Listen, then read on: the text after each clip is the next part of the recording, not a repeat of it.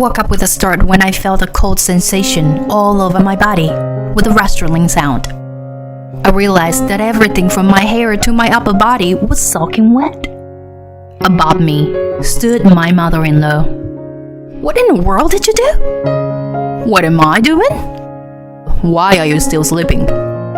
"It's still dark outside." "Shut up. Don't be a lazy wife and sleep around. You should be doing all the housework too." "I understand." With that, my mother-in-law left the room. My body was rattling and shaking from being dust with water in the middle of winter. I can't believe it. How could she go to such lengths just because she didn't like me? I absolutely cannot forgive her. If it comes to this, I'll do it back to you too. After confirming that my mother-in-law had gone to bed, I immediately began to take action. My name is Patricia. I am 28 years old. I just got married a week ago and I am a newlywed. I married my husband Matthew after 2 years of dating. We work at different companies, but our jobs are the same, so we get home at the same time. We share the household chores. "Today's dinner is delicious." My husband praised me with a smile after taking a bite of my dinner. Seeing him like that, I couldn't help but smile as well. "Really? I'm glad. I've been working hard since this morning to prepare it. I wanted you to enjoy it." "You are a really good cook. Everything is so good." "I'm glad to hear you say that. And it makes it all worthwhile when people are happy." "I am so lucky to be married to such a wonderful wife." "Stop it. You make me blush." I know that these compliments are a bit exaggerated. Even so, I was honestly happy to hear my husband say that. Then one day, my husband went to work on his day off. While I was at home relaxing by myself, the intercom rang. "Who is it?" I opened the front door and there is my mother-in-law. "Stella," I said, and my mother-in-law came in. "You opened the door so slow. How long are you going to make your mother-in-law wait?" "I'm sorry. But why today?" "I just happened to call Matthew this morning, and he told me he was working on his day off. So, I'm here to educate you." "Educate me?" I didn't understand what my mother-in-law meant, but I had a bad feeling about it. What kind of an education is she talking about? Besides, the atmosphere was totally different from the last time I saw her. I've met her several times so far, including to greeting her on my wedding day. I have only had a cheerful and kind impression of my mother-in-law. It is absolutely ridiculous for her to come all the way here when Matthew is not here. However, I couldn't just push her away. I had no choice but to let her into the living room and offer her a cup of coffee. My mother-in-law took a sip and frowned. "What is this? How could you serve such bad coffee?" "I'm sorry, but this is my parents' favorite coffee." "I don't care about that. It's not normal that you can't even serve your mother-in-law a decent cup of coffee." "I'm sorry. I'll make you another cup in a minute." "It's fine. No matter how many times you make it, it'll probably taste bad anyway." "I'm sorry." I didn't know what to say to my mother-in-law, who was clearly in a bad mood. Why did she suddenly come to visit me? Why is she being so harsh with me? When I went to my parents-in-law's house when I first started dating my husband, my mother-in-law did not behave like this. She smiled and said she was happy that she was getting a daughter. However, the mother-in-law I see in front of me now bears no resemblance to her. I half panicked and didn't know how to react. As I stood there, my mother-in-law glared at me. "Why are you standing there for? What about cleaning? Did you do the laundry? Is it done?" "Laundry is done." "You haven't done the cleaning yet. Matthew is working hard, so should you? Do it quickly. I'll watch you." "I can't clean the house when you're here, Stella. I can take care of the house later." "Didn't you hear me? I am here to educate you. So get on with it." Yes, ma'am. I immediately took out a vacuum cleaner and started sweeping the floor. My mother-in-law was in no mood to argue with me. She also complained about every single thing I did, so I was in no mood to clean the floor. You are not cleaning properly. That's why you can't take care of the house. The way you hang the laundry is not good. You need to redo it. Don't rely on the dishwasher to wash the dishes. Wash them yourself. She would say things like this and make me re-dry clothes or re-wash the dishes. What could be more wasteful than this? It felt like an incredibly long day, even though it was my day off. That night, I decided to tell my husband about my mother-in-law. Today, your mother... As I was about to say this, my husband opened his mouth happily. My mom told me about it. She told me that you two had tea together today. What? Tea? She said she had a lot of fun at our house. And you had a lot of small talk. Thanks for being so friendly with Mom. No, that's not...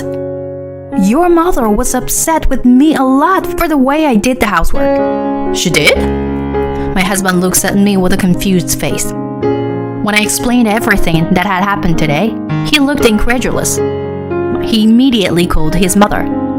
Hello, Mom? What's going on? What are you talking about? Why did you say that to Patricia? Anyway, don't come here when I'm not around anymore.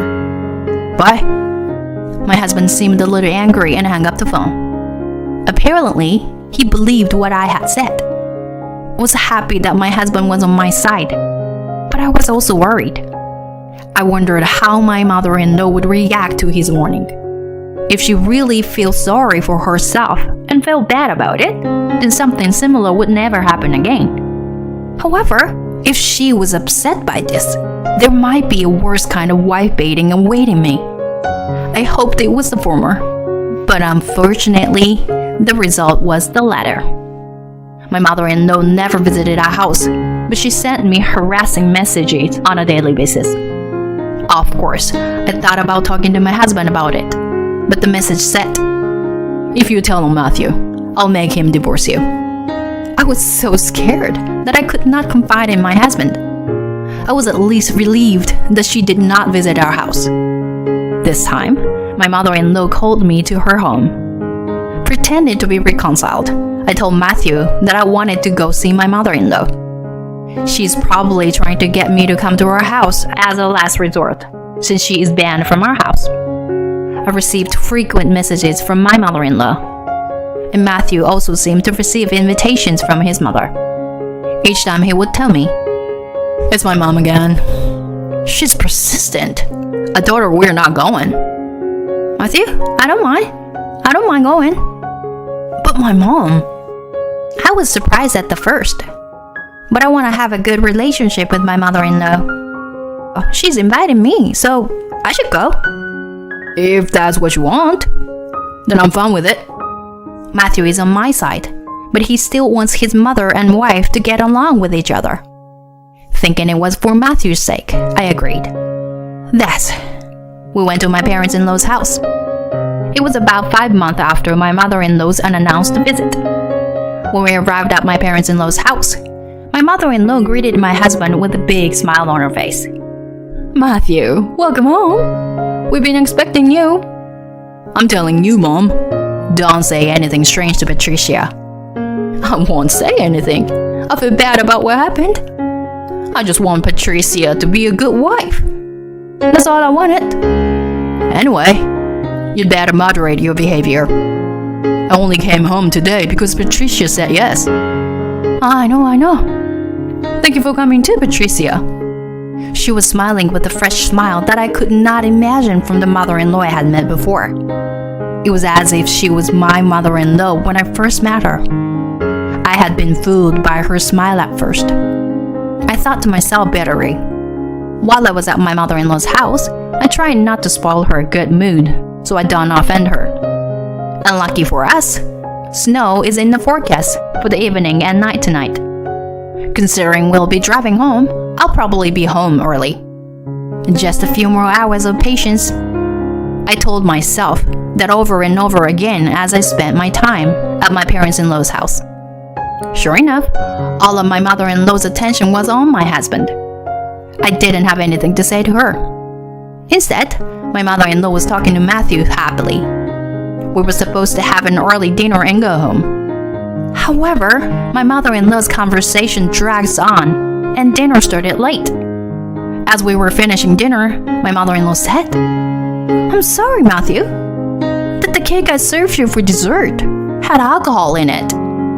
Alcohol? Yes, you didn't notice? It's very strong. No way. I use it all the time because it smells so good.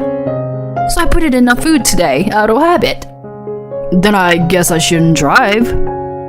Yes. Besides, it's already starting to snow. I looked outside, and it is indeed starting to snow.